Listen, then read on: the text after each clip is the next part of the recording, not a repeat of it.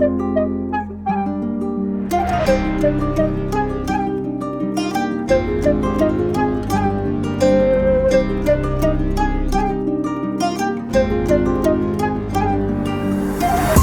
Everyone, আসসালামু আলাইকুম। আশা করছি সবাই খুব ভালো আছেন। আমি আল্লাহর রহমতে অনেক ভালো আছি। আজকে যেহেতু আমার বার্থডে ছিল, তাই সন্ধ্যার পর একটু বের হয়েছি। এটা হচ্ছে নারায়ণগঞ্জের কলেজ রোড, ক্যাপ্টেন টেবিল। এখানে এসেছি, আরও অনেকবার এসেছি। আমার কাছে এই রেস্টুরেন্টটা অনেক বেশি ভালো লাগে, আর এত সুন্দর পরিবেশ, অনেক বেশি ভালো লাগে, খোলামেলা। আজকে তো কেউই ছিল না, শুধু আমি, আমার মেয়ে আর আমার হাজব্যান্ড এই রুফটপেই বসেছি। যেহেতু কেউ ছিল না, তাই আরও বেশি সুন্দর করে ফুটেজ নিতে পেরেছি। আর মানে আমি প্রতিটা ফুটেজই নেওয়ার চেষ্টা করেছি। এত সুন্দর ভিউ, তা তো মিস করা যাবে না। আর এই ফুলগুলো দেখেন, এগুলো ছোটোবেলা অনেক দেখেছি, অনেক উড়িয়েছি। আর এখন এখন তো এগুলো পাওয়াই যায় না। এখানে একটা দোলনা আছে বাচ্চাদের জন্য। মানে অনেক সুন্দর এই রেস্টুরেন্টটা। যারা নারায়ণগঞ্জে আছেন তারা তো গিয়েছেনই, আর যারা নারায়ণগঞ্জের বাইরে তারা তো আর যেতে পারবেন না। অবশ্যই যদি নারায়ণগঞ্জে আসেন তাহলে এই রেস্টুরেন্টে অবশ্যই একবার হলেও যাবেন। অনেক সুন্দর, আমার কাছে অনেক ভালো লাগে, আমি অনেকবারই গিয়েছি।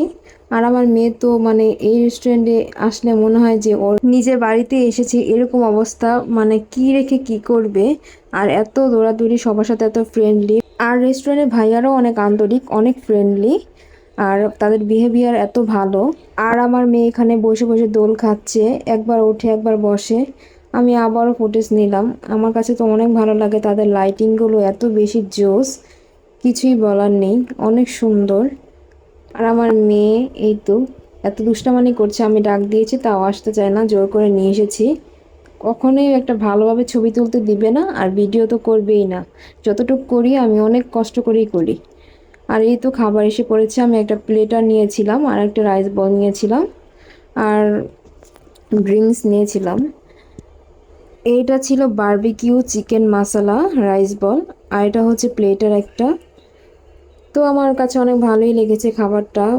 আর আমার কাছে তাদের সব খাবারই ভালো লাগে। আমি আরও অনেক ট্রাই করেছি, চিকেন চাপ, তারপর হচ্ছে লুচি, এগুলো ট্রাই করেছি। ভালোই লেগেছে, খাবারটা তো অনেক বেশি ইয়াম্মি লাগছে। আর দেখুন, অনেক সুন্দর।